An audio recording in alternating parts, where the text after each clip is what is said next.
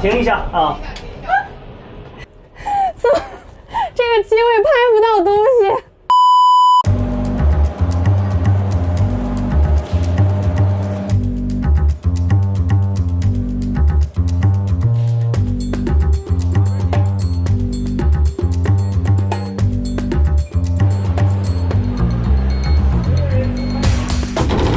这个还勒这么紧，这个能松点啊？可以。这是就感觉就跟滚筒洗衣机差不多，在外面看着。这是最难的啊！没事儿，紧张了。怎么就是于老师对我的判定就是觉得我不害怕，直接上最难的？你看，假如飞机在这个状态下突然出现特情了，你不仅你要在这个飞机发生一些状态改变的前提下，你还要去操纵你的这个各种按键，怎么去处置这个特情。现在就咱们只是单纯的坐在这儿，对，单纯坐在这体验这种感觉，还能把着点东西。但是你们实际在操作的时候，就是面前都是各种各样的仪表数据，啊，对。然后包括你的手、还有发动机、手放在都在操纵着呢。哇，我整个人从这个凳子上拖出来了就。这种情况你们飞的时候会出现吗？会啊，这个动作。当然了，这叫副过载。我天！飞行产生副过载的时候，就会产生那个你的血液从你的大脑，从你的脚流向你的大脑。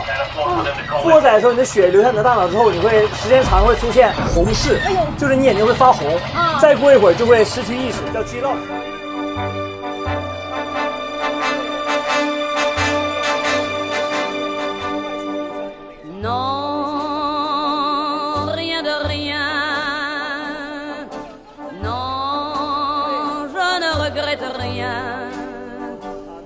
ni le bien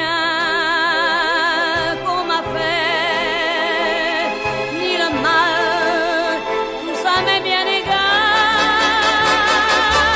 Non, rien de rien. 飞行的时候过载比这还要大，就是它有加速度。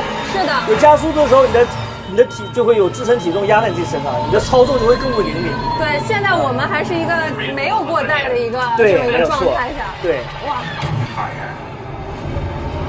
哦，我感觉自己就跟在一个滚筒洗衣机里一样。对于你们来说的话，是一种什么感受？我们因为是在意识的引领下去做这个事情，所以还好。而且我们经过长时间的锻炼，你要是没有锻炼，初次玩这个的人的话，一定会发生，晕呐、想吐啊、恶心这种状态。我感觉你现在就是在说我的状态。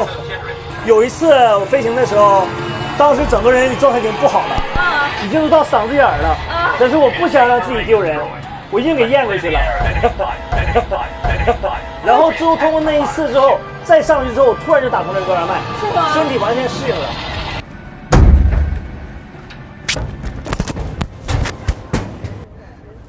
晕，还是晕。得亏在刚刚在里面坐了一会儿，聊了一会儿，缓了一下子。就是让你的前庭功能更加的不敏感，这样对抗眩晕能力就会增强。这样的话，在空中的时候，你发现各种态势的时候，包括你去跟敌机也好，或者跟所有的战术动作也好，你看到的时候，你的摄影状态是你顾不到的，你要完全适应这个状态，你才能更好的把飞行的任务、飞行动作完成。